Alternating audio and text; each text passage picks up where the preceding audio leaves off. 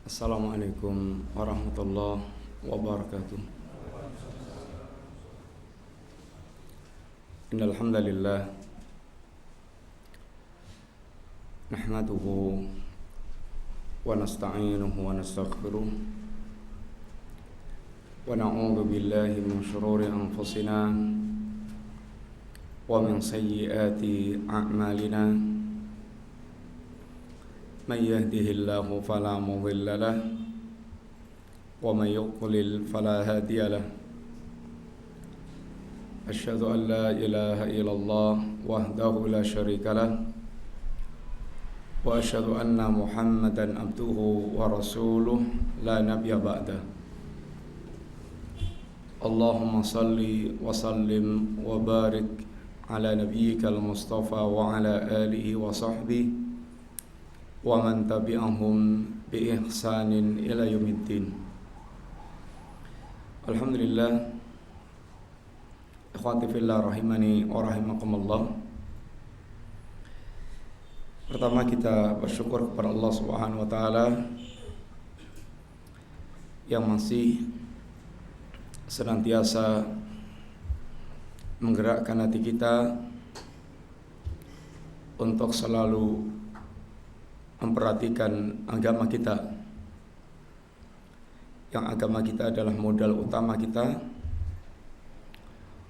untuk saat nanti menghadap Allah Subhanahu wa taala di hari saat seluruh harta kita sudah tidak lagi bermanfaat maupun dunia seisinya tinggal menjadi penyesalan panjang seandainya kita tidak membawa bekal agama.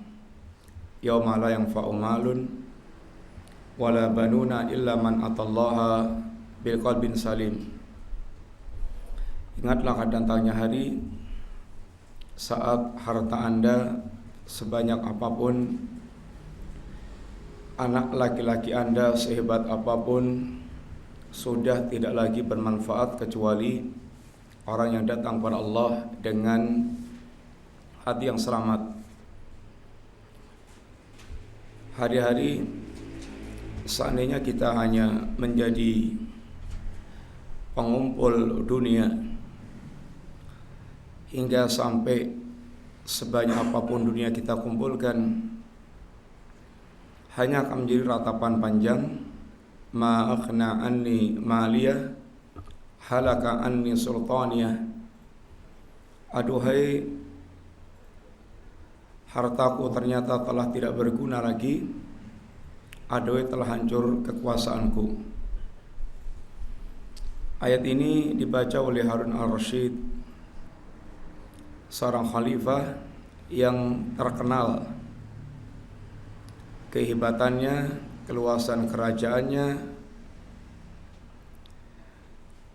kekuatan kerajaannya.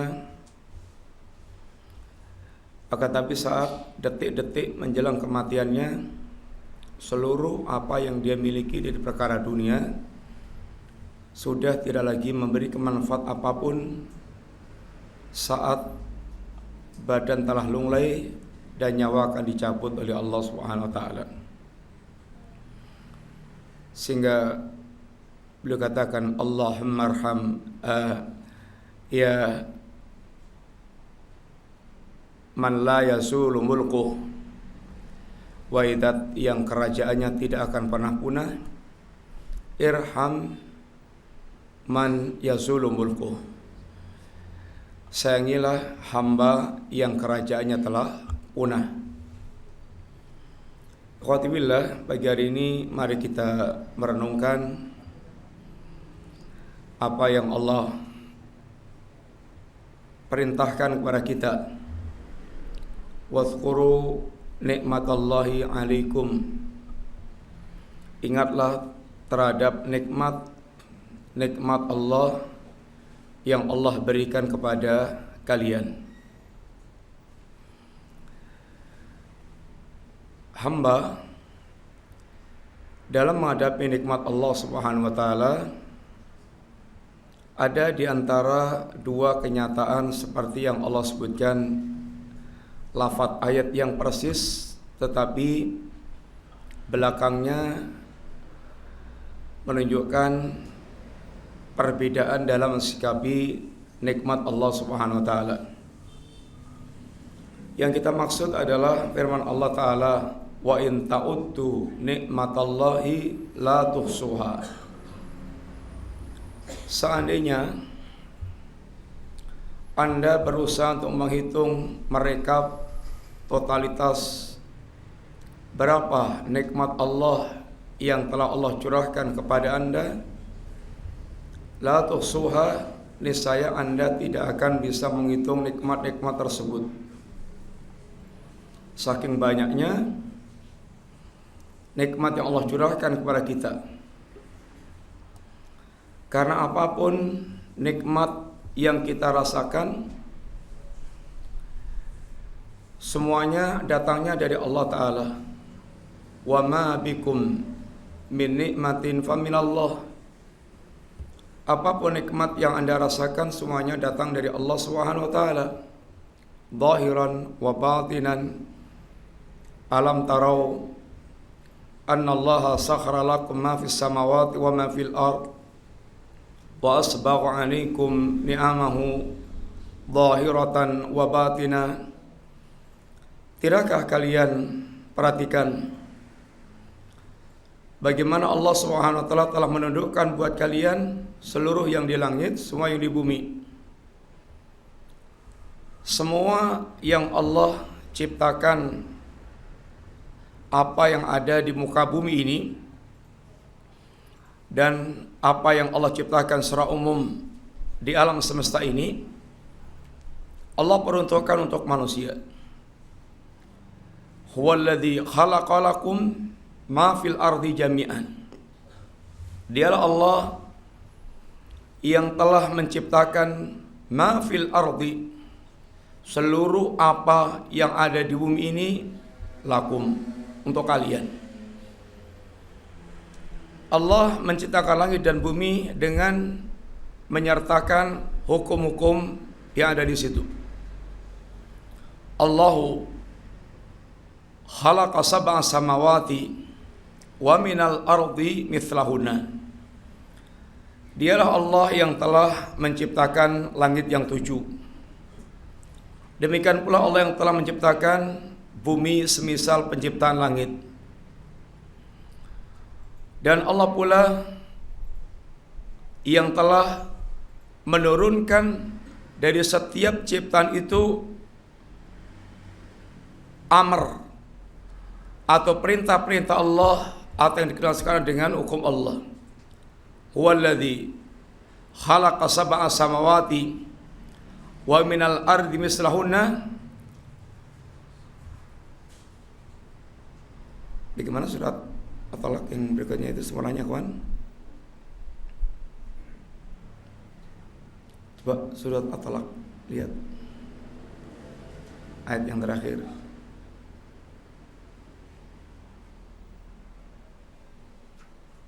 Surat At-Talaq ayat yang terakhir, surat 65.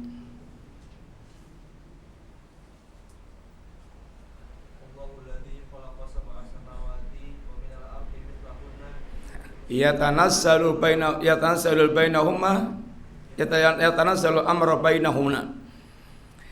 Allah yang telah menciptakan langit dan bumi, Allah yang telah menciptakan 7 langit, demikian pula 7 bumi, dan Allah pula yang telah menurunkan itu al-amr dalam penciptaan langit dan bumi. Bagaimana lengkapnya deh?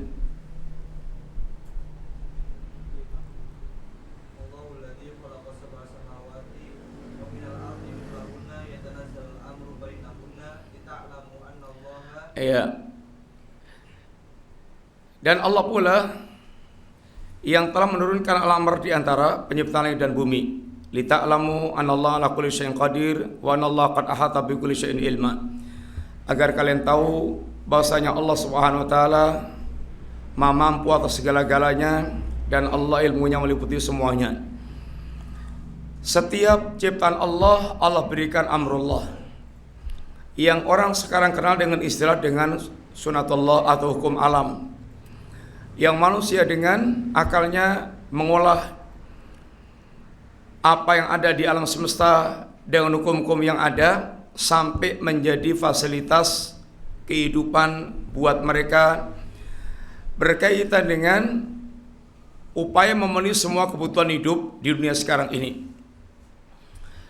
Qatibillah, nikmat Allah yang Allah katakan wa asbagha alaikum ni'amahu dhahiratan wa batinan, dan Allah yang telah mencurahkan nikmat yang zahir maupun yang batin, yang kalau nikmat semua yang Allah turunkan kepada kita mencoba menghitung, maka tidak akan bisa untuk kita mengkalkulasi mereka berapa jumlah nikmat Allah Subhanahu wa taala.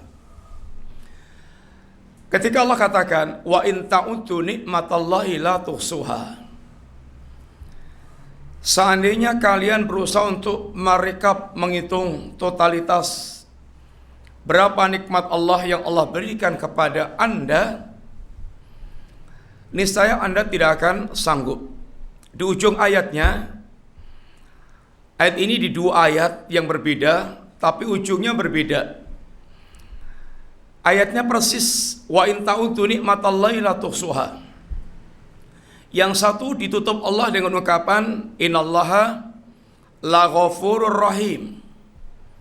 Yang satu ditutup dengan ungkapan innal insana la zalumun kafar. Pada ayat wa in ta'uddu nikmatallahi la tuhsuha, lalu Allah menutup dengan ungkapan innallaha la ghafurur rahim. Ayat ini berkaitan dengan sikap orang-orang yang mereka berusaha senantiasa mensyukuri nikmat Allah Subhanahu wa taala.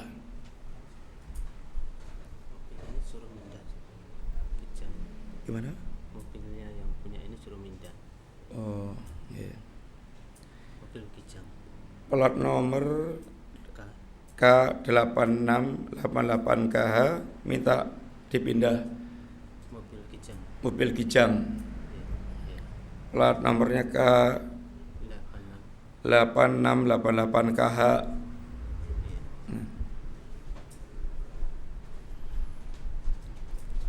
Alhamdulillah, ayat yang Allah tutup di ujung ayatnya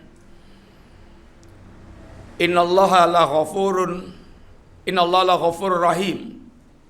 Ini berkaitan dengan orang-orang yang mereka mensyukuri nikmat Allah Subhanahu wa taala. Seandainya kita berusaha untuk merekap totalitas berapa sih nikmat Allah yang telah kita terima, nggak akan sanggup. Sehingga Nabi kita mengajarkan yang bisa kita lakukan hanyalah seperti dalam ungkapan doa Sayyidul Istighfar. Bagaimana lengkapnya kawan? Sayyidul Istighfar lengkapnya gimana?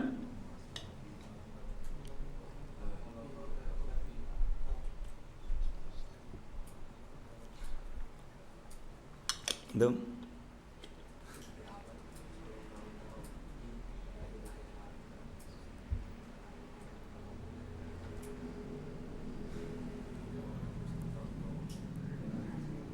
gimana?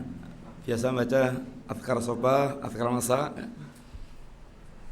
dibaca dan ditingkatkan untuk dihafalkan. Silakan mau baca yang hafal. Untuk terus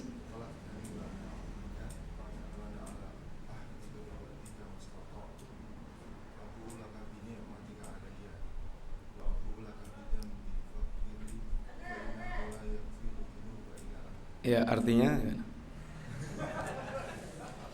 kan udah hafal, meningkat lagi artinya, nanti meningkat lagi mengambil faedahnya.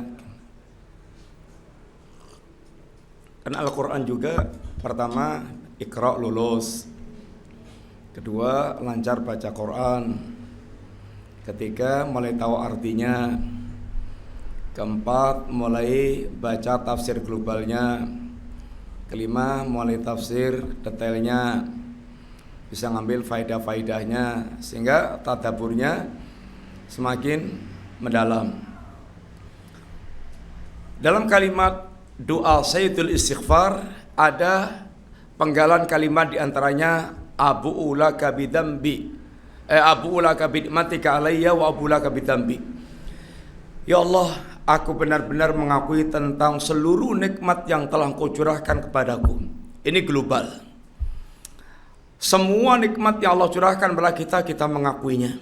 Tanpa kita bisa menghitung rincian nikmat-nikmat tersebut yang sifatnya zahiran wa batinan. Akan tapi ikhwan, sehebat apapun kita yang berusaha untuk mensyukuri nikmat-nikmat Allah Subhanahu wa taala, pasti banyak taksirat yang kita lakukan. Belum lagi kemaksiatan yang kita lakukan, baik dengan kesadaran atau tanpa kesadaran.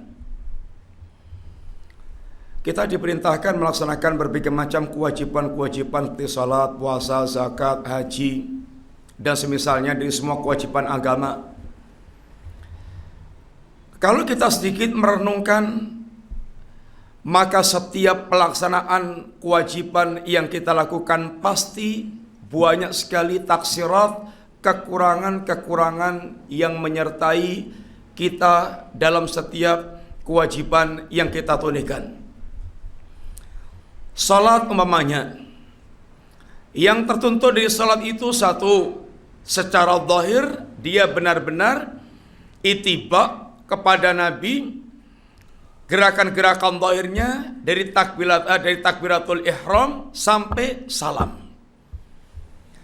Bagaimana kita mengingat apa yang diajarkan Nabi, salat, sifat salat dari takbiratul ihram sampai salam? Sudahkah kita berusaha untuk mengikuti apa yang dicontohkan oleh Nabi sebagai bentuk mewujudkan apa yang Nabi inginkan? Sallu kama ra'aitumuni usolli, bukan sallu kama ra'aitumuni usolli. Beda enggak?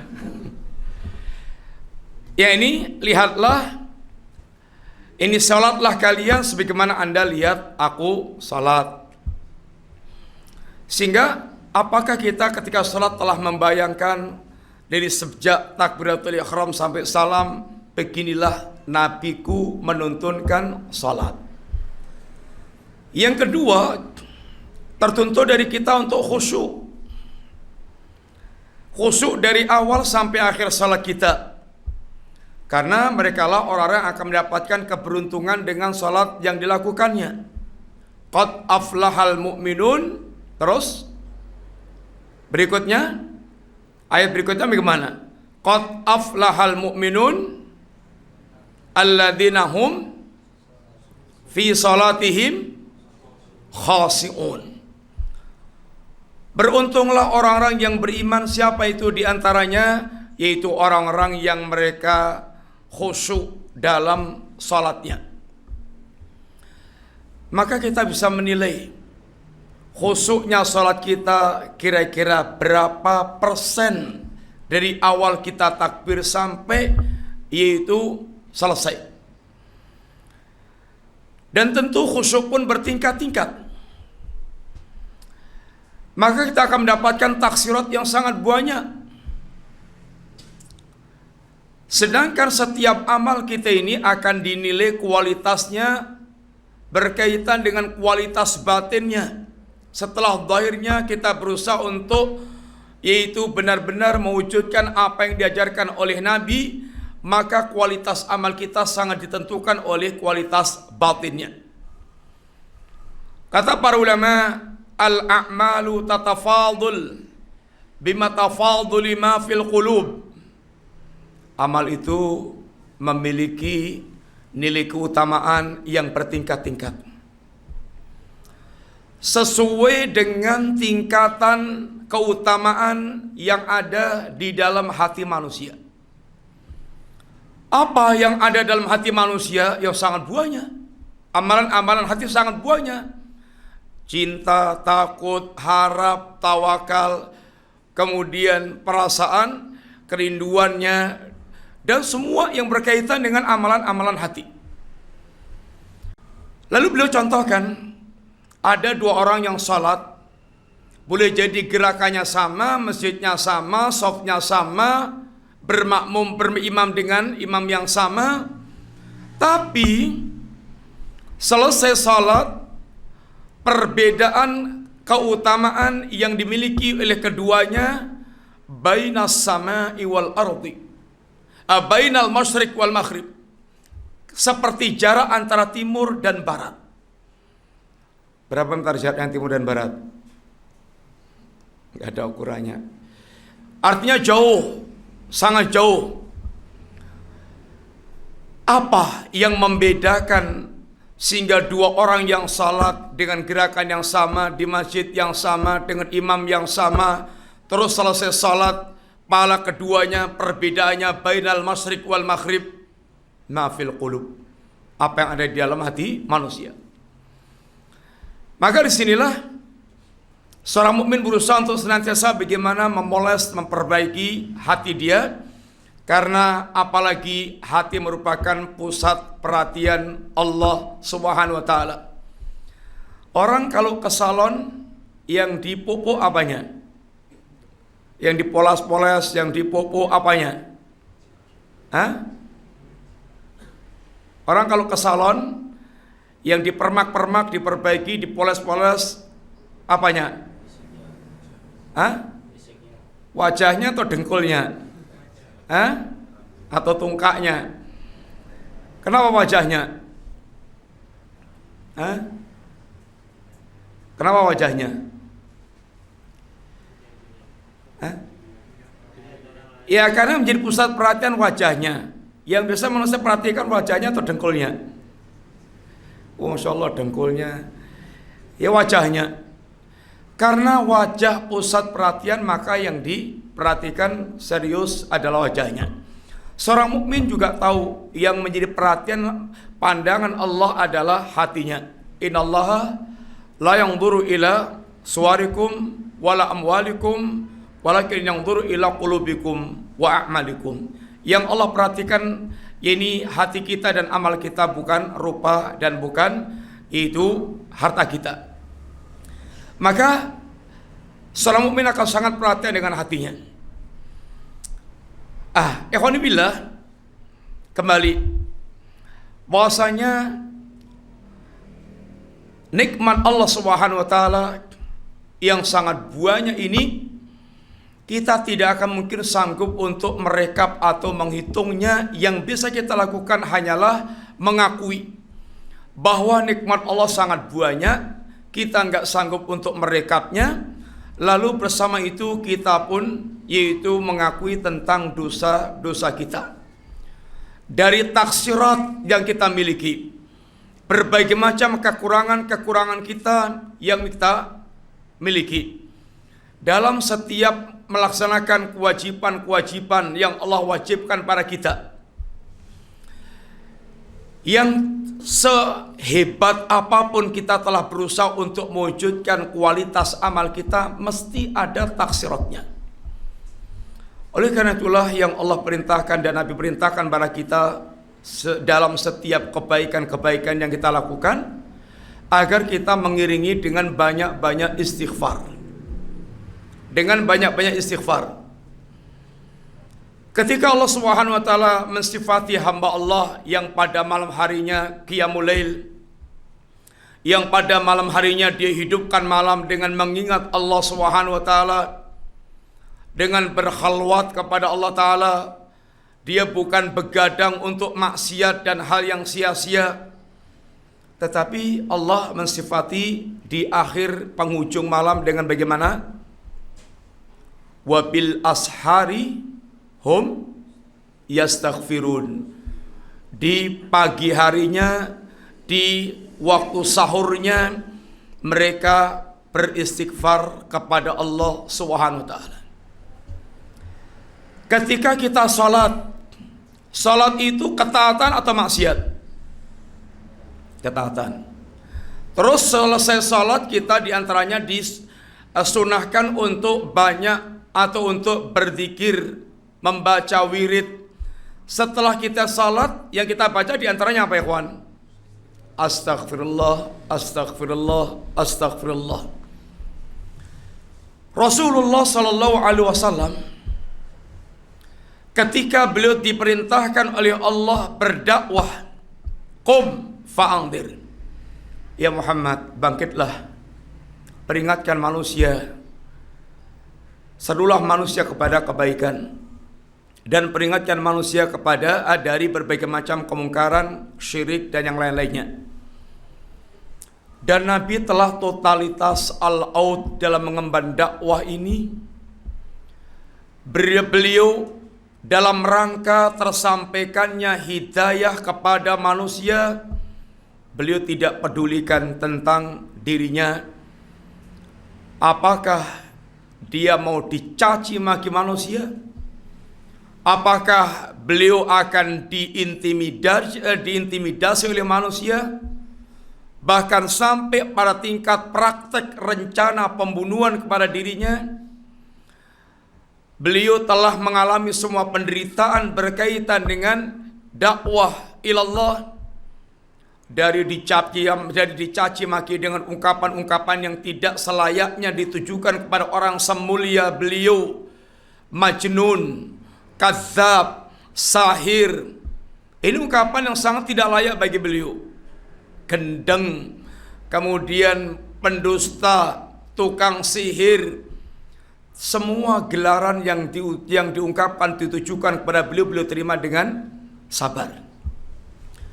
Beliau dipukul, beliau dientapi kotoran hewan, beliau diusir, beliau diberengkolangi, diusir dari kampung sampai berdarah-darah.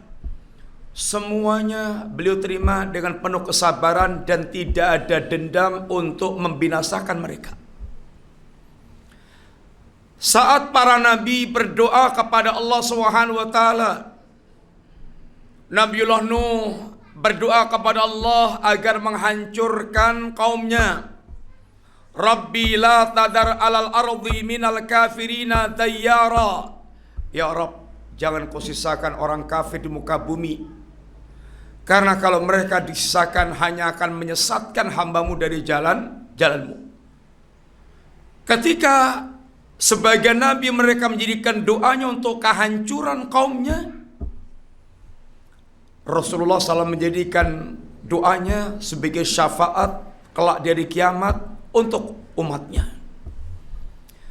Beliau telah all-out mengemban dakwah. Bahkan ketika beliau terlonta-lonta dalam menyampaikan dakwah di awal dakwah sampai akhir dakwah, saat beliau memiliki kesempatan untuk balas dendam, membinasakan mereka, sehingga ketika Fathul Makkah, di antara perkataan Abu Sufyan, akan habis orang-orang Quraisy hari ini. Tetapi Nabi bahkan menjadikan hari itu yaumul marhamah, bukan yaumul malhamah.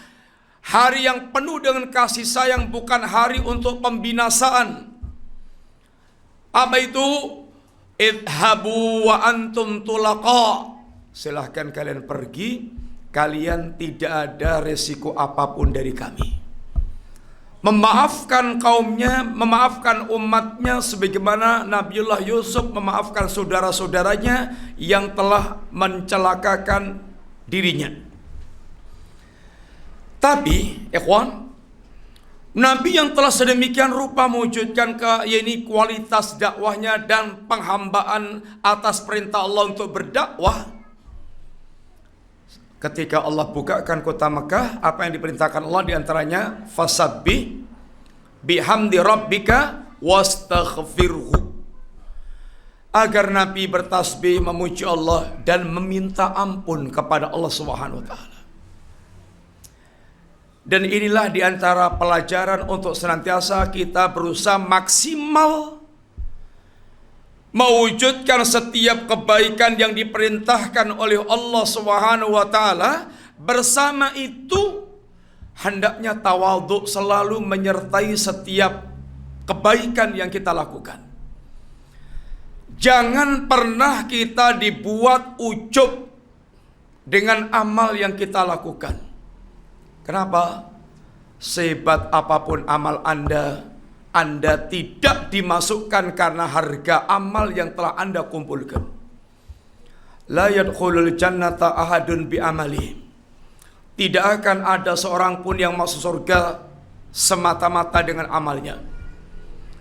Tapi dalam ayat yang lainnya, hadis yang lainnya, Allah sebutkan jazaa'an bima kanu ya'malun. Surga yang mereka rasakan itu adalah sebagai balasan atas amal yang mereka lakukan. Kulu washrabu hani'an bima aslaftum fil ayyamil khaliyah. Silahkan kalian sekarang minum senyamannya.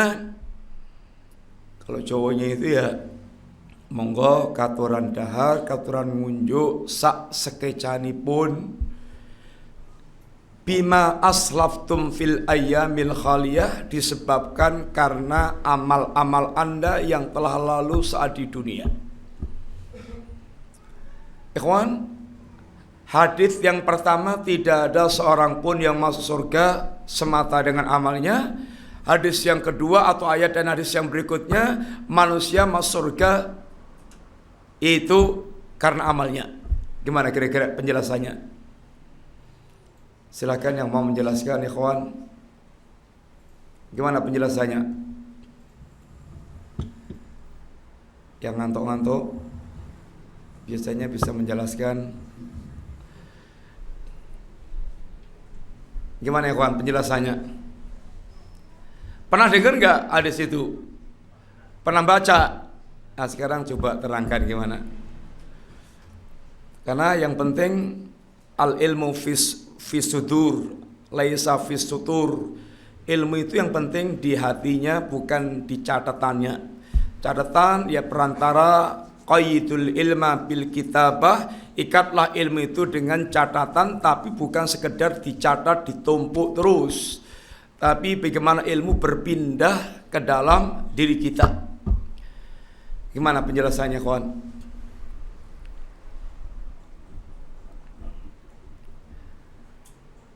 Silakan yang mau menjelaskan, yang jenggotan atau yang enggak jenggotan.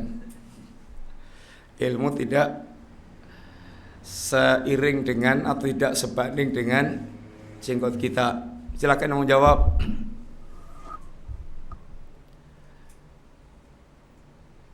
Pernah dengar hadis itu?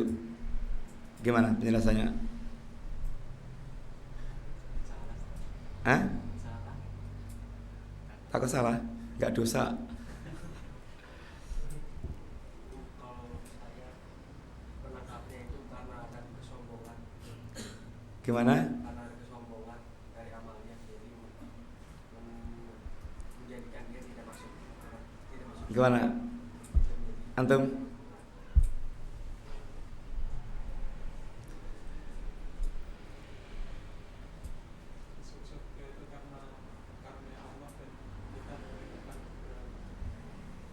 Masuk surga karena di Allah. Kenapa? Maksudnya bagaimana?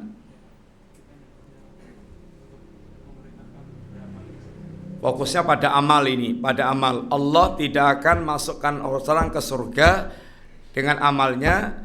Yang satu orang masuk surga dengan amalnya. Terus penjelasannya bagaimana? Yang satu amalnya nggak masukkan ke surga. Yang satu ini orang masuk surga karena amalnya. Terus gimana fokus penjelasannya bagaimana ini? Pripun jenengan? Orang itu masuk surga semata-mata sebenarnya karena belas kasih rahmat Allah. Nggih, terus Sehingga kita beramal itu dalam rangka untuk meraih ridho dan rahmat dari Allah. nggih. Karena apabila kita itu masuk surga dengan amal kita itu tidak sebanding dengan balasan dari surga yang disediakan oleh Allah jauh sekali apabila amal kita itu dibanding dengan kenikmatan yang Nggih. telah disediakan. Terus yang tadi masuk surga dengan amalnya tadi gimana?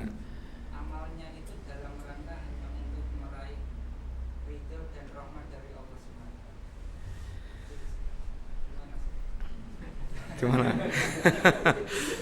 Gimana? Nilainya berapa gitu?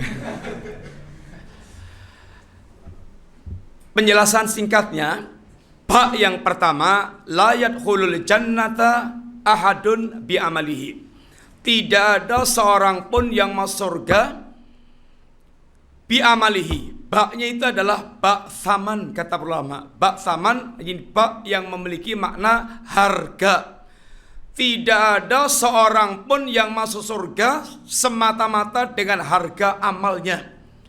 Kalau kita beli aqua ini berapa harganya? Katakanlah 7.000 atau 5.000. Kita serahkan uang 5.000, kita dapat aqua. Itu artinya harga aqua ini memang nilainya senilai 5.000. Tapi hak surga dengan amal kita bukan begitu. Amal kita ini sebanyak apapun tidak akan pernah bisa untuk membeli surga. Sehingga Rasulullah katakan la yadkhulul jannata bi amalihi. Wal anta ya Rasulullah, kata para sahabat, termasuk Anda ya Rasulullah, iya, illa ayataghammadani Allah bi rahmatin wa fadlin, bi fadlin wa rahmatin. Kecuali apabila Allah mencurahkan kepadaku rahmat dan karunia-Nya. Amal kita bukan harga surga. Sehingga sebanyak apapun amal kita tidak akan pernah bisa kita pakai untuk membeli surga. Kalau boleh kita memberikan tamsil, ibaratnya surga itu harganya 100 triliun, sedangkan amal kita ini kalau direkap hanya kira-kira 100 miliar maksimal. Barang yang harganya 100 triliun tidak akan mungkin bisa dibayar dengan 100 miliar. Terus tombokannya ini dari mana? Semata-mata kita masuk surga itu dengan rahmat Allah dan karunia Allah. Seandainya bukan dengan rahmat dan karunia Allah, kita tidak akan pernah bisa menikmati surga yang disediakan Allah, karena ini harganya sangat mahal. Maka dikatakan Rasulullah SAW, ala inna sil'atallahi ghaliyah, ala inna sil'atallahi al-jannah. Ketahuilah ketahuilah barang dagangan Allah itu sangat mahal. Ketahuilah barang dagangan Allah itu adalah surga. Sehingga sehebat apapun amal kita, jangan pernah kita merasa ujub. Apa yang kita banggakan dengan amal kita? Seandainya amal kita ini diterima oleh Allah Subhanahu wa taala, tidak akan pernah bisa kita pakai untuk membeli surga. Apalagi nasib amal kita tidak jelas diterima atau tidak. Tidak ada seorang pun yang tahu tentang amalnya diterima oleh Allah atau tidak. Maka sifat seorang mukmin ketika berkaitan dengan amal yang dia lakukan, Allah katakan bagaimana? Walladzina yu'tuna ma atau wa qulubuhum wajilatun. Orang mukmin itu diantara sifatnya adalah mereka ketika beramal sebanyak-banyaknya, mereka tunaikan apa yang diperintahkan Allah sebanyak-banyaknya, sekualitas-kualitasnya.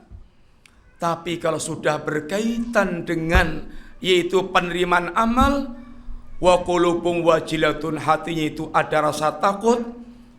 Aisyah pun tanya, ya Rasulullah, ahumul ladina yasrabuna al-khamra wa yasriqun. Ya Rasulullah, apakah mereka itu takut karena mereka ini minum khamr dan mereka itu mencuri? Kata Nabi, la ya bintas Siddiq, tidak wahai Aisyah. Bahkan mereka ini yusallun wa yasumun wa yatasaddaqun wa hum yakhafun alla yuqbala minhum.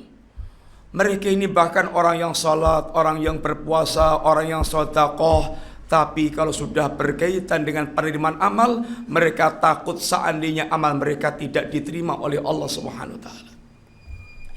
Itu sifatul mukminin. Sehingga Al-Imam Al-Hasan Al-Basri mengatakan, innal mu'mina jama'a baina ihsanil amal wasyafaqah.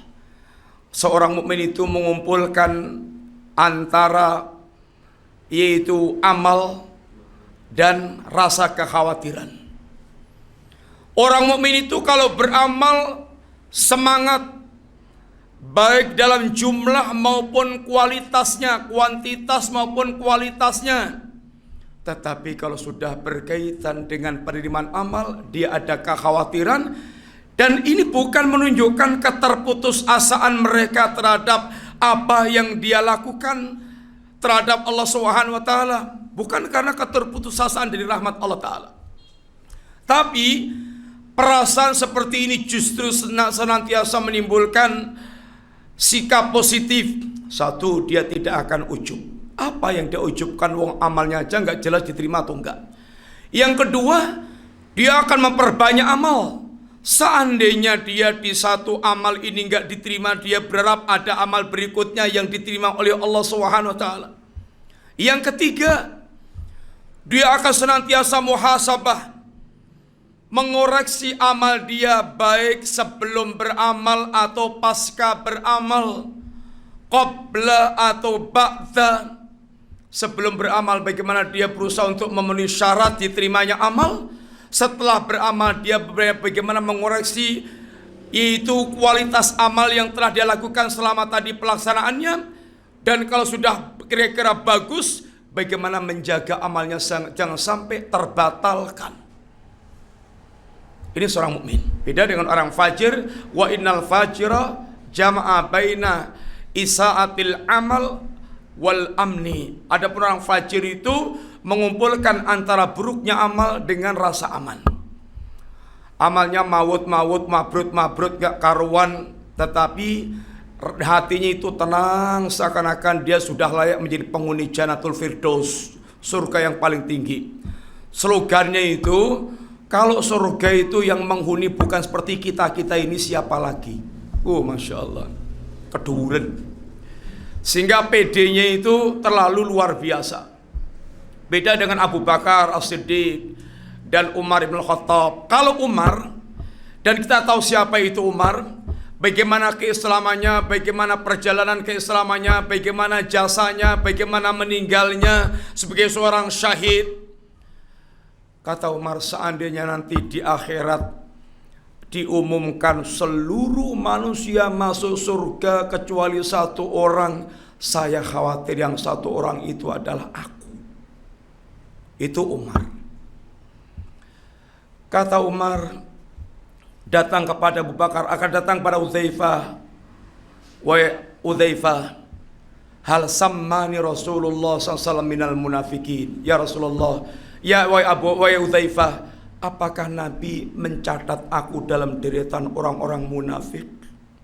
Itu Umar. Sehingga ada rasa kekhawatiran berkaitan dengan amal yang sesungguhnya sudah sangat luar biasa. Itu sifatul mukminin ikhwati billah. Sehingga seorang mukmin begitu sifat mereka di dalam beramal. Innallaha laghafurun rahim. Allah mengampunkan hamba-hambanya yang sudah berusaha untuk bersyukur kepada Allah Subhanahu wa taala. Kekurangan-kekurangan mereka Allah akan ampunkan. Amal mereka sekecil apapun akan Allah lipat gandakan ini pahalanya. Allah SWT Asy-Syakur, Allah zat yang mensyukuri amal para hamba. Dan Allah Al-Ghafur, Allah yang betul-betul mengampunkan segala kekurangan mereka ketika mereka mau bertaubat kepada Allah Ta'ala. Ini sikapnya orang yang bersyukur dan senantiasa bertaubat kepada Allah Ta'ala, meminta ampun kepada Allah Ta'ala. Dan pengampunan Allah kepada para hambanya itu adalah berangkat dari sifat rahmahnya Allah, sehingga Allah la ghafurun rahim. Kita berminta kepada Allah agar kita dijadikan satu di antara hamba Allah yang masuk dalam deretan orang-orang yang ini berusaha untuk bersyukur, walaupun kita tahu persis banyaknya kekurangan-kekurangan kita di dalam mensyukuri nikmat-nikmat Allah Ta'ala. Jangan sampai kita masuk dalam kelompok ayat yang berikutnya tadi, wa in ta'udu nikmatallahi la tuhsuha innal insana ladzalumun kafar. Seandainya kalian berusaha untuk merekap menghitung nikmat Allah, maka Anda tidak akan pernah bisa menghitungnya. Tapi kata Allah, manusia ini benar-benar zalim, benar-benar kafir, sehingga betul-betul tidak beradab terhadap Allah Subhanahu wa taala. Zalim, menempatkan sesuatu bukan pada tempatnya. Kafir, mengingkari apa yang diberikan oleh Allah kepada mereka. Kufur nikmat atau bahkan kufur yang mengeluarkan dari Islam. Manusia betul-betul keterlaluan, kata Allah. Innal insana la yatgha. Manusia ini benar-benar keterlaluan, kurang ajar. Kapan itu? Ar-ra'ahu istaghna, ketika dia melihat dirinya itu serba cukup, padahal yang memberikan curahan kecukupan itu adalah Allah Subhanahu wa taala, sehingga manusia rata-rata semakin dicukupi oleh Allah, semakin dibanyai pemberiannya oleh Allah, rata-rata semakin kurang ajar. Ini kelompok manusia yang kedua dengan segala tingkatannya. Ikhwani fillah, fokus kita pembicaranya adalah nikmat apa yang sering manusia lupakan di tengah-tengah kehidupan ini. Manusia itu kalau bicara nikmat itu rata-rata pikirannya duit saja. Kalau itu duit, untung, dagangannya laris, kemudian pangkatnya dedel, itu nikmat. Alhamdulillah, jadi bupati sujud syukur, jadi nyalon DPR keterima sujud syukur. Apa yang disyukuri? Lawang ini bisa membuat dia itu bisa tenggelam dalam jahanam. Nabi katakan, ya Abu Dzar, innaka dhaif, kamu itu lemah.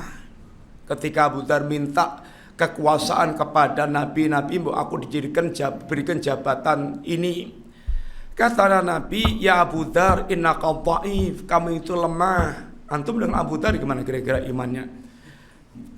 Abu Dzar aja yang keselamanya itu sampai dikeprui sama orang karena terang-terangan dia mengucapkan kalimat la ilaha illallah.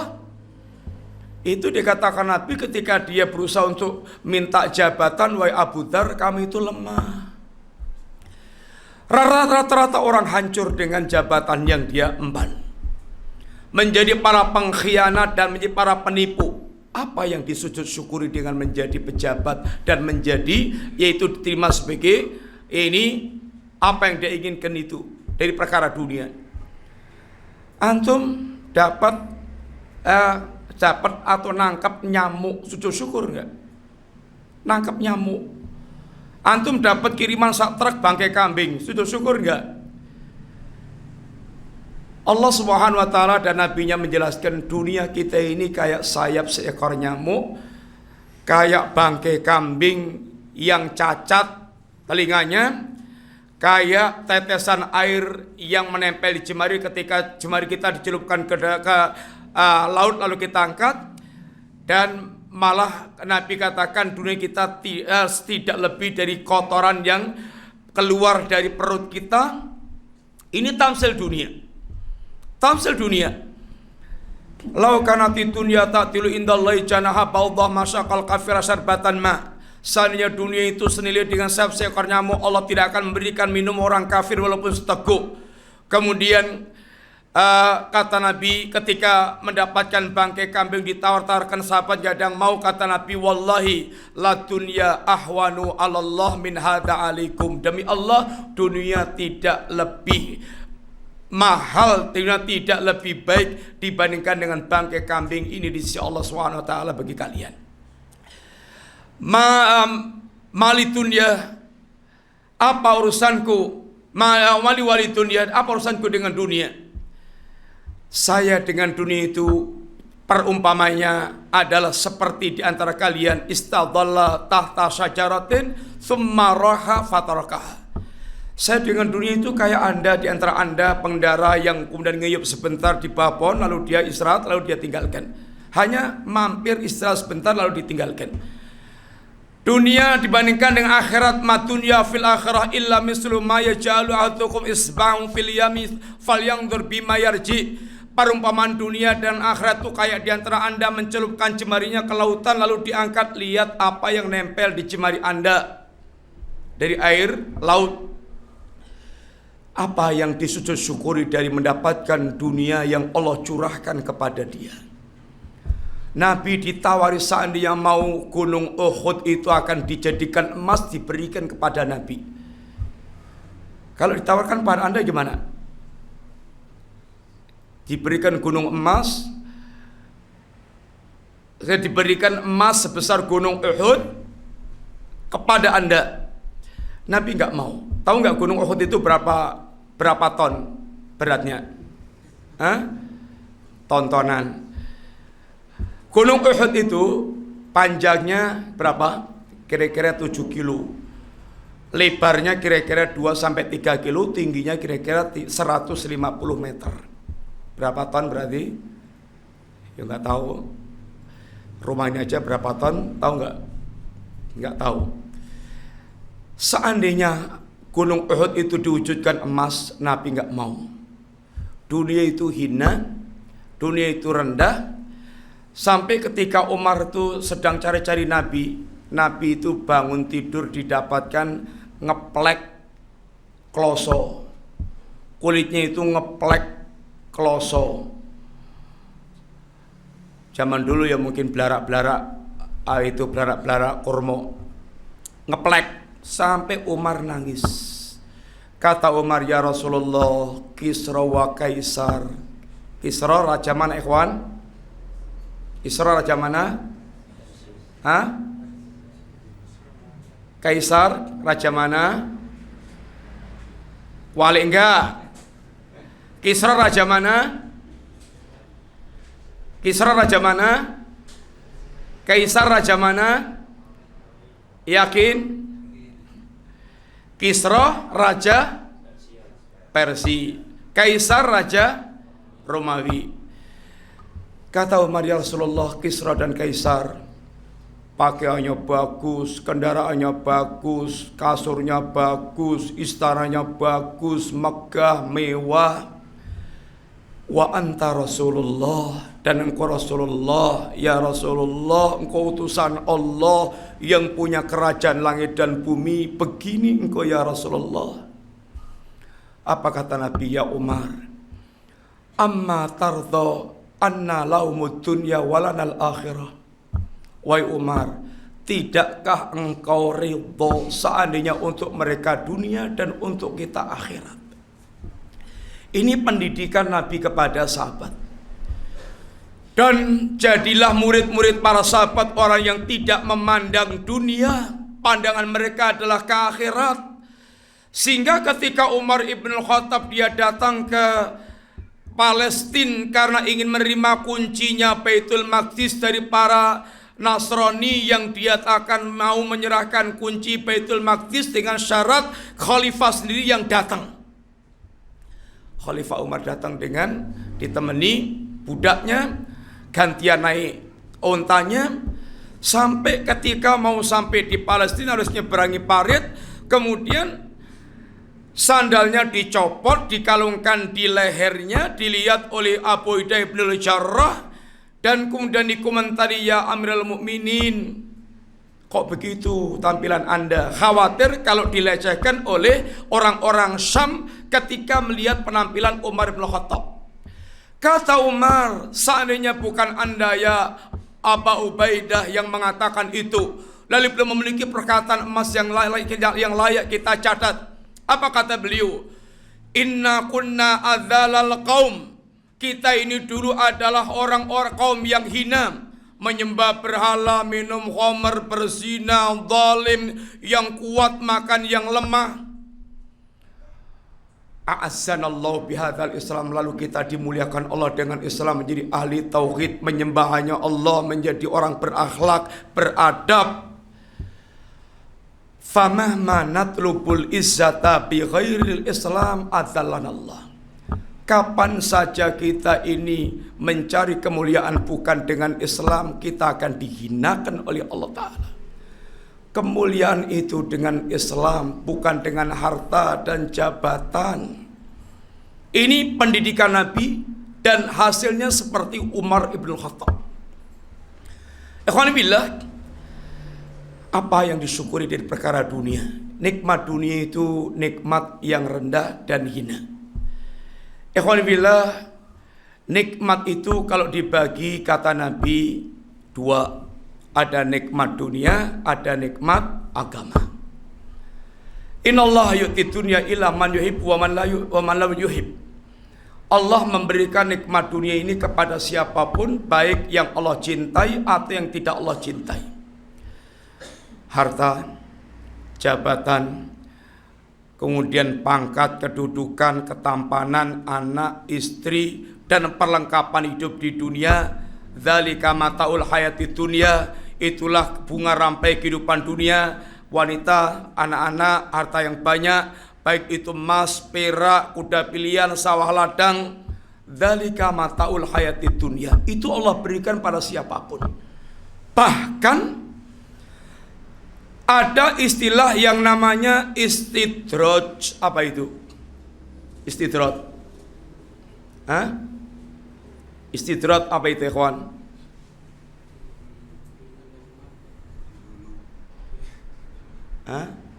Sulit mengungkapkan.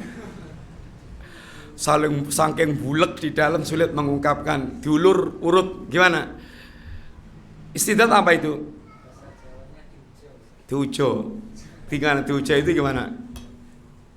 Penjelasannya, syarahnya gimana diujo itu? Istidrat kata Nabi, idza ra'aitumullaha yu'til abda ma yuhibbu wa huwa ala ma'asi fa'lam annama huwa istidrat atau kama qala. Jika Anda melihat Allah ada orang yang mereka ini ahli maksiat tapi malah dicurahkan kenikmatan yang menyenangkan dunia mereka, maka ketahuilah itu istidrat. Diujon, dilek-kele, muduk, malah munggah. Dilek-kele, muduk, ngeyel. Diujo. Terus le, munggah terus le sampai pucuk kono. Jiklok moncrot dia nanti. Dia kaya, dia diberikan Allah dunia, disuruh bersyukur nggak bersyukur malah kufur, ditambahi nikmat oleh Allah Ta'ala. Biar tambah tenggelam syiriknya, biar tambah tenggelam kufurnya, biar tambah tenggelam dalam kemunafikannya, biar tambah tenggelam dalam kemaksiatannya. Oh, nyatanya aku musyrik ya sugih, nyatanya aku maksiat mendem judi ya sugih, sehingga dia tambah tenggelam.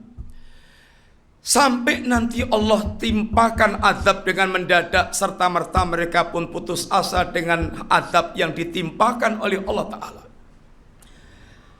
Falamma nasu ma dzukiru bi fatahna alaihim abwaaba kulli syai' hatta idza farihu bima utu akhadnahum baghtatan fa idahum mublisun. Ketika mereka ini melupakan peringatan Allah, tenggelam dalam syirik, kufur, nikmat, bid'ah, maksiat, dia tidak acuhkan agama, dia lupa dengan peringatan Allah dan tidak mengacuhkan peringatan Allah Ta'ala, justru Allah bukakan segala pintu-pintu kesenangan, sehingga ketika mereka sedang di puncak-puncaknya kesenangan, Allah timpakan azab yang serta-merta mereka pun putus asa dalam menghadapi azab Allah Subhanahu wa Ta'ala. Dan sejarah sudah memberikan contoh yang sangat banyak, tapi hanya akan bisa mengambil pelajaran orang yang hatinya hidup, yang punya hati. Dunia, ikhwan, Allah berikan pada siapapun. Kecintaan Allah letaknya bukan pada dunia, tapi dunia sifatnya lebih pada ibtila, pada ujian. Allah uji seorang dengan kebaikan, Allah uji seorang dengan kesulitan. Wa nabluukum bisyarri wal khairi fitnah. Kami jadikan, benar-benar akan kami uji kalian dengan yang Anda rasa menyenangkan atau yang Anda rasa tidak menyenangkan. Dunia semuanya ujian, sehingga Allah meluruskan orang punya pikiran yang salah, yang dianggap dunia itu adalah ciri tanda kecintaan Allah kepada dia. Allah katakan, famal insanu idza mabtalahu rabbuhu fa akramahu wa na'amahu fa yaqulu rabbi akraman Wa amma idza mabtalahu faqadara alaihi rizqahu fayaqulu rabbi ahanan. Kalla. Adapun manusia itu kalau Allah Subhanahu wa taala Allah gerucuk, Allah gerocok dengan nikmat yang beruntun, maka komentarnya Allah sedang memuliakanku. Tapi kalau Allah buat sendet dunianya, komentarnya Allah sedang menghinakanku. Allah bantah, kalla. Oh, enggak begitu. Ikhwan, dunia adalah semata-mata ujian dari Allah Ta'ala dan nilainya rendah, tapi menentukan. Kecintaan Allah itu nikmat yang Allah SWT menjadikan nikmat khusus itu ada pada nikmat agama. Wala yu'tiddina ila man ahab. Dan tidaklah Allah berikan agama kecuali kepada orang Allah cintai. Menjadi orang ahli tauhid, ahli sunnah. Dia betul-betul memelihara istiqomah di atas tauhid dan sunnahnya sampai matinya dia dalam keadaan seperti itu. Ini adalah nikmat yang terbesar. Lebih-lebih di zaman fitnah yang digambarkan oleh Nabi, fitnah bagikan kaqita'il lailil muzlim, bagikan potongan-potongan malam yang gelap gulita, yang sampai membuat orang dia gelap hatinya. Dia jual agamanya untuk mendapatkan potongan dunia. Ya bi'utinau bi'aradi minat dunia. Fitnah yang digambarkan Nabi, alati tamujuka maujil bahr, yang datang kayak gelombang lautan. Maka nikmat yang paling utama, paling mahal, ini betul-betul berharga, nikmat istiqomah di atas agama, di atas akidah yang hak, di atas tauhid, di atas sunnah, di atas Islam. Ini nikmat yang khusus, yang sering manusia lupakan tentang nikmat agama ini. Yang kalau sampai kita tidak memiliki nikmat ini, ikhwani fillah, harta Anda sebanyak apapun, anak Anda sehebat apapun, jabatan Anda setinggi apapun, dunia Anda bagaimanapun, itu tidak akan bisa dipakai untuk menebus kesulitan di hari saat kita nanti menghadap Allah. Yang memang di hari itu kata Allah, fal yauma la yu'khadhu minkum fityatun wala minal ladzina amanu wala minal ladzina kafaru. Hari itu Allah tidak lagi menerima tebusan apapun dari orang munafik maupun dari orang kafir. Yang tinggal berlaku adalah yaitu amal-amal yang pernah dia lakukan di dunia. Hari ini dirham dan dinar sudah tidak berlaku lagi. Maka Nabi ingatkan, Allah ingatkan, supaya kita cepat-cepat menggunakan apa yang kita miliki untuk yang bermanfaat kelak di akhirat, sebelum datang waktunya yaumun, hari yang tidak ada lagi bai'un la yaumun la ala bai'un fi wala syafa'ah, hari yang tidak ada lagi tidak berlaku lagi jual beli dan syafaat. Transaksi sudah tidak lagi berlaku. Dinar Anda, dirham Anda sudah tidak berlaku. Dan demikian pula syafaat orang yang memberikan pertolongan sudah tidak lagi ada. Setiap orang tinggal mikir dirinya sendiri. Yauma yafirul mar'u min akhi wa ummi wa abi wa sahibati wa bani likulli imri'in minhum yauma idzin sya'nu yughni. Hari ketika orang lari dari saudaranya, dari ibunya, ayahnya, istrinya, anaknya. Ini orang-orang dekat semuanya yang di dunia mati-matian dia bela. Tapi hari itu setiap orang akan lari dari orang sekalipun yang paling dekat dengan dia. Bahkan sekedar tanya nasibnya itu enggak, walaupun mata melihat di depan matanya. Wala yas'alu hamimun hamima yubassarunahum yawaddul mujrimu law yaftadi min adabi yawmi idzin bibani wa sahibatihi wa akhi wa fasilatihi allati tuwi wa man fil ardi jami'an thumma yunji kalla innaha ladha nazza'ata lishawa tad'u man adbara wa tawalla wa jama'a fa'aw'a.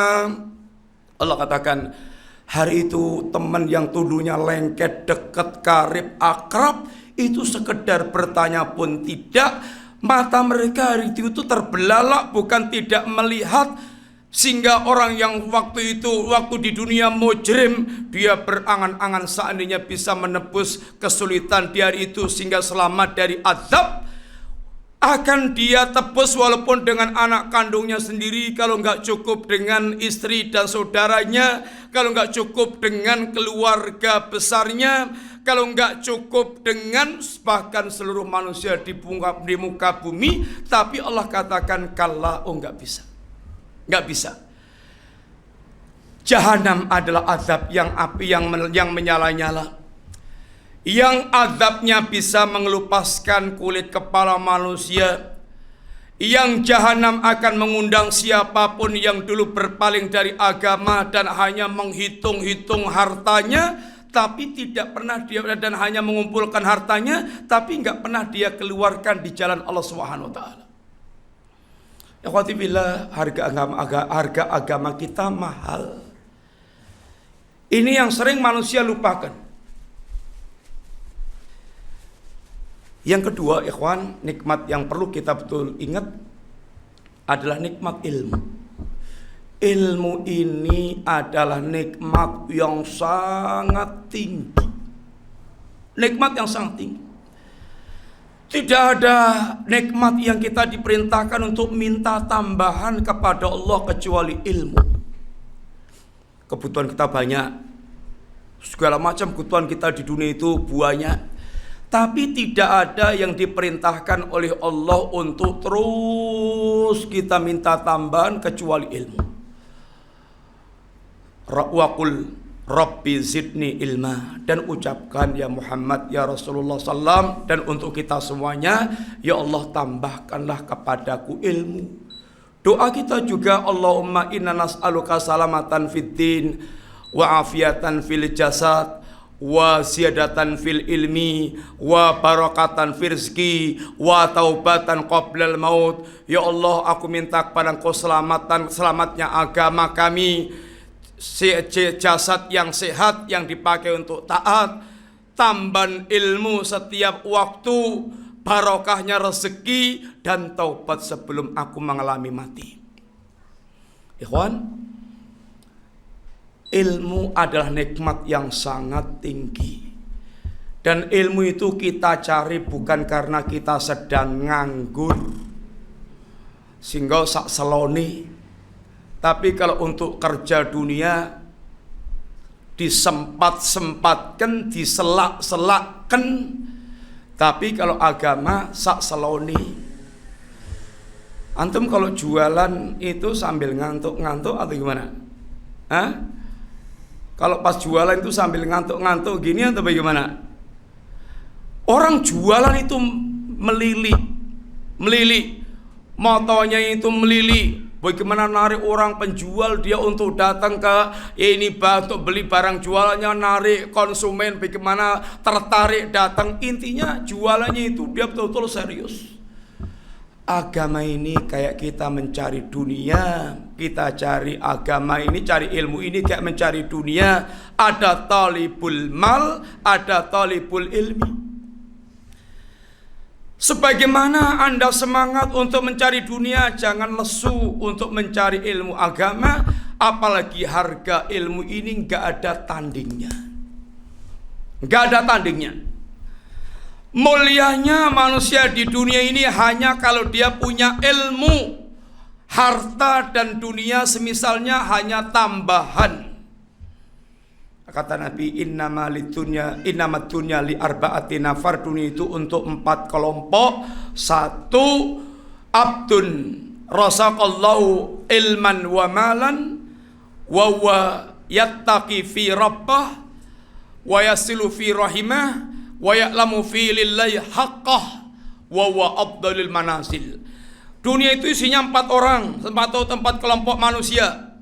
1, hamba yang Allah berikan ilmu dan harta, yang dengan keduanya ini dia bertakwa kepada Allah, dia menyambung silaturahim, dia mengetahui hak-haknya Allah, itulah orang yang paling tinggi kedudukannya di sisi Allah Subhanahu wa taala, yang paling mulia. Yang kedua, abdun razaqallahu ilman, Allah berikan ilmu agama, walam yarsuku malan, tapi enggak Allah berikan harta sehingga dia berilmu tapi melarat. Tapi dengan ilmunya itu dia punya ungkapan dan niatan-niatan yang mulia. Lau anna limalan la amiltu bi amali fulan, kalau Allah berikan kepada aku harta, aku akan beramal seperti amalnya si fulan. Maka niatnya yang shadiqah ini fawa fi ajrihi masawa, dia dalam memperoleh pahala sama. Wa abdun razaqallahu malan walam yarsuqu ilman, hamba yang Allah berikan kepadanya harta tapi enggak Allah berikan padanya ilmu. Wa huwa la yattaqi fi rabbah wa la yasilu rahimah wa la ya'lamu lillahi fi haqqah fa huwa akhbathil manazil. Dia tidak bertakwa kepada Allah, tidak menyambung silaturahim dengan apa yang dia punya. Dia tidak tahu hak-haknya Allah berkaitan dengan apa yang dia miliki. Ini sejelek-jelek manusia. Hartanya membuat dia cepat ke neraka karena dia gunakan untuk hal yang rusak-rusakan. Yang keempat, yang paling mengenaskan, abdun lam yarsuqullahu ilman wala malan. Sudah dia bodoh tentang agama, enggak tahu ilmu, dan dia melarat korat-korat. Tapi sudah begitu dia punya niat yang buruk. Lau anna limalan amiltu bi amali fulan, kalau aku punya harta aku akan beramal seperti amal fulan. Yang ketiga, fawa fi wisrihi masawa, dia dalam hal dosa sama. Ikhwan, hidup kita pilihan, silahkan Anda milih mana yang harus Anda akan lakukan. Yang jelas semuanya qad tabayyana rusdu minal ghayyi. Ingat, agama kita nikmatnya paling tinggi, dan ilmu ini adalah nikmat yang paling utama. Sesibuk apapun Anda, jangan pernah tinggalkan majelis ilmu, karena ilmu ini rohnya iman kita, ilmu ini cahaya kehidupan kita. Orang yang tidak berilmu agama ini hatinya akan mati, dia hidup kayak di tengah kegelapan tanpa cahaya. Demikian ya kawan, kita cukupkan sekian dulu, mudah-mudahan manfaat. Wassalamualaikum warahmatullahi wabarakatuh. Pertanyaan masuk. Yang pertama, Assalamualaikum warahmatullahi wabarakatuh. Ustaz mau tanya, yang pertama, ana pernah dengar Ustaz yang bilang bahwa suudzon yang terbaik adalah suudzon pada setan. Benarkah yang seperti itu, Ustaz? Bismillahirrahmanirrahim. Saya enggak tahu suudzon pada yang berpahala, tapi yang jelas inna syaitana lakum aduwwum mubin fattakhiduhu aduwan. Syaitan itu musuh kalian, maka jadikan setan itu menjadi musuh. Yang jelas musuh itu target utamanya itu bisa menaklukkan lawannya, baik dengan cara kasar atau dengan halus, baik dengan yang jelas al-harbu hit'atun, peperangan itu tipuan. Sehingga kalau ada musuh kok kelihatan berbuat baik pada kita, menyenangkan segala macam, hati-hati. Di balik itu dia musuh, tetap musuh. Dia ingin menjerat dan membinasakan. Apalagi setan itu dia targetnya memang menyeret kita ke jahanam dengan teknik dan taktik yang selicik-liciknya dan selembut-lembutnya. Ya sudah, kewajiban kita untuk suudzon dengan syaitan, menjadikan sebagai musuh. Syaitan yang jelas tidak akan berbuat baik kepada kita, tapi suka adalah menipu kita, sehingga datang kepada Adam alaihissalatu wassalam dan mengatakan bahwasanya ini nasihun amin.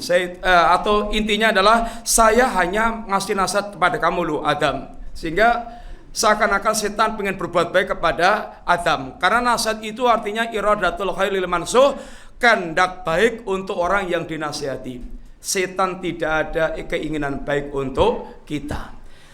Demikian juga orang kafir dan orang musyrik itu apa kata Allah? Innalladzina kafaru min ahlil kitab walal musyrikina, atau ma yawaddul ladzina kafaru min ahlil kitab walal musyrikina ayunazzala alaikum min khairin min rabbikum.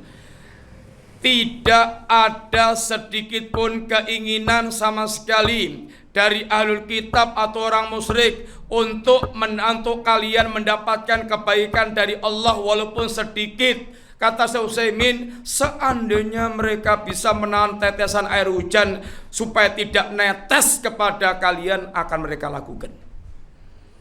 Kebaikan-kebaikan orang kafir itu tendensius untuk membuat kita kemudian bisa lenyap atau bisa meninggalkan agama kita. Wallahu ta'ala a'lam bishawab. Pertanyaan berikutnya, bolehkah sedekah dari hasil hutang? Sedekah hasil hutang. Utangnya itu utang bisa nyaur enggak? Sedekah itu sunnah, nyaur utang itu wajib. Kalau punya utang ya disaur dulu, jangan disedekahkan dulu. Mau ditagih di utangku, tak gue sedekah sih. Ya kewajiban utama adalah yaitu nyaur utang dulu. Kecuali dia punya utang, kemudian dia punya cadangan untuk nyaur, itu utangnya belum jatuh tempo, dia sedekah tapi jaminan nyaur itu pasti ada, itu lain lagi. Tapi kalau sama-sama nggak punya modal untuk nutup utang, yang pakai nutup itu untuk sedekah dulu, ya yang wajib dulu dilakukan yaitu nyaur utang dulu. Wallahu a'lam bishawab. Sebelum melanjutkan, ini ada komen dari bagian parkir. Mohon mobil Avanza K8902DH mohon dipindahkan. Kalau lain, mobil Avanza K8902DH mohon dipindahkan. Pertanyaan selanjutnya, Ustaz, mohon dijelaskan arti khusyuk yang dilakukan dalam sholat dan kiat-kiatnya agar diperoleh khusyuk. Ya, bismillahirrahmanirrahim. Khusyuk ikhwan, artinya khusyuk itu bisa makna sukun, tenang. Khusyuk maknanya ada khasyah. Orang yang salat khusyuknya orang yang tenang ketika salat dan batinnya itu ada rasa khusyuk, ketenangan dan rasa takut. Maka orang yang salatnya itu gerak-gerak terus, Nabi katakan lau khasha'al qalbu la khasha'al badan. Kalau hatinya khusyuk, pasti badannya akan khusyuk. Walaupun enggak sebaliknya, kalau badannya khusyuk pasti hatinya khusyuk. Betul enggak? Hatinya, badannya khusyuk. Wow, masya Allah, wanteng delendeng ngajek ngadeg kaya cagak ting ora obah blas ning nglamun. Ternyata ngelamun, isinya itu lamunan pindah-pindah. Khusyuk itu diantara tandanya adalah badannya tenang. Tapi tidak bisa dibalik, setiap badan yang tenang pasti dia khusyuk, enggak begitu. Sama dengan orang yang bertakwa itu pasti jilbaban, tapi tidak setiap orang yang jilbaban itu pasti bertakwa. Ada enggak orang jilbaban tidak bertakwa? Banyak. Jilbaban gede, nyolong susu, ngutil ke supermarket. Ikhwanillah, kemudian khusyuk dengan makna khosyah, hatinya muncul rasa takut sehingga betul-betul dia menghayati salat yang dia menikmati dan menghayati salat yang dia lakukan dari takbiratul ihram sampai salam. Salat yang khusyuk dan salat yang seperti ini, salat yang akan menghasilkan inna salata tanha anil fahsya'i wal munkar. Salat yang begini akan menjadikan pelakunya jauh dari perbuatan fahsya dan munkar. Kiatnya bagaimana?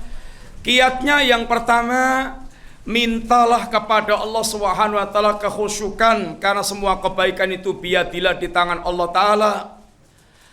Sehingga juga Nabi ingatkan iyyakum wa khusyu'an nifaq, hati-hati kalian dengan khusyuk model orang munafik. Yang kedua, berusaha untuk yaitu sebagaimana inti dari salat yang dari awal sampai akhir itu bacaan yang paling banyak kita ucapkan apa ikhwan? Bacaan salat dari awal sampai akhir yang paling banyak kita ucapkan apa? Takbir, Allahu Akbar, Allah yang Maha Agung. Yang akan mendukung khusyuk kita adalah ketika Anda betul-betul mampu meresapi keagungan Allah Subhanahu wa taala, sehingga ucapan Allah Akbar bukan sekedar ucapan, tapi ucapan yang dia resapi makna keagungan Allah dan konsekuensinya ketika dia mengagungkan Allah Subhanahu wa taala. Allah Akbar min kulli syai'. Kita semuanya rata-rata keumumannya kita mengucapkan kalimat Allahu Akbar sehari itu bisa berpuluh-puluh kali, tetapi kenyataannya yang akbar itu adalah ad-dunya wa ma fiha, sehingga yang dia kejar, dia besarkan, dia menangkan, dia utamakan semuanya berkaitan dengan dunia. Kemudian yang ketiga, bagaimana dia bisa memahami setiap bacaan yang dia ucapkan dalam salat dari Allahu Akbar sampai salam, semua pernik-pernik bacaannya itu bagaimana memahami, menghayati, itu akan bisa mendukung khusyuk. Yang keempat, ini tinggalkan urusan dunia ketika mau salat. Wis ngerti nek arep mangka salat malah ngengkrongke ceret. Nanti setannya waktu antum mau salat kompor meledak, sehingga menjadi gangguan tersendiri dalam salat. Kemudian yang ketiga, kalau mau salat itu semua urusan dunia di-off-kan, sehingga memang betul-betul dia concern untuk berangkat salat. Yang terakhir yaitu tinggalkan maksiat, karena maksiat itu adalah ron yang menjadikan kita susah untuk menghadirkan kekhusyukan, menjadi penghalang antara kita dengan Allah Subhanahu wa taala, menjadi tabir penghalang. Demikian wallahu taala a'lam bisawab. Dan juga masjid yang bersih, masjid yang nyaman itu juga bisa lebih menambah kekhusyukan. Maka jangan membuat masjid yang banyak ornamennya, dan ciptakan suasana yang lebih bisa khusyuk. Termasuk diantaranya suasana ketika sholat, anak-anak jangan kemudian kayak pasar. Ini adalah termasuk faktor-faktor pendukung yang lainnya. Wallahu a'lam bishawab. Termasuk ya berminyak wangi. Kalau kita sholat terus samping kanan kirinya baunya kayak peceren, tengik, marai muntah, ya susah khusyuk. Karpetnya 70 tahun belum pernah dicuci, mabul-mabul debunya. Alhamdulillah ada corona itu digulung semuanya, karpetnya dibersihkan. Di antara faedah maksudnya, di antara faedahnya isu corona, maka karpet-karpet digulung, dibersihkan. Mudah-mudahan ya semakin tahu kebersihan yang Islam adalah agama sesucen. Kita ini bangun tidur itu apa syariatnya ikhwan? Cuci tangan dulu, bersesucen dohir, kemudian sesucen batin kita menghadap Allah Ta'ala. Jangan bangun tidur nyekel geduk, langsung mangan gitu aja. Tangan kita ini semalam pelesir kemana nggak tahu, pelesir ke atas, ke bawah, ke tengah, ke lubang-lubang macam-macam nggak tahu. Maka Nabi syaratkan cuci dulu bangun tidur. Sucian dohir, sucian batin. Agama kita adalah agama kebersihan, sehingga jangan sampai kita malah kemproh. Tahu kemproh? Kemproh, tahu? Ya, kemproh. Jorok, kemproh. Barang kotor dibiarkan aja, nggak temoto, mawut-mawut, kemudian kotor, kemproh. Hendaknya yang betul-betul ini rajin, bersih. Gitu aja ikhwan, cukup. Kita masih ada lagi pengajian tempat lain. Wassallallahu ala nabiyina Muhammadin wa ala alihi wasallam. Jazakumullah khair. Semoga Allah memberikan manfaat untuk kita semuanya. Assalamualaikum warahmatullahi wabarakatuh.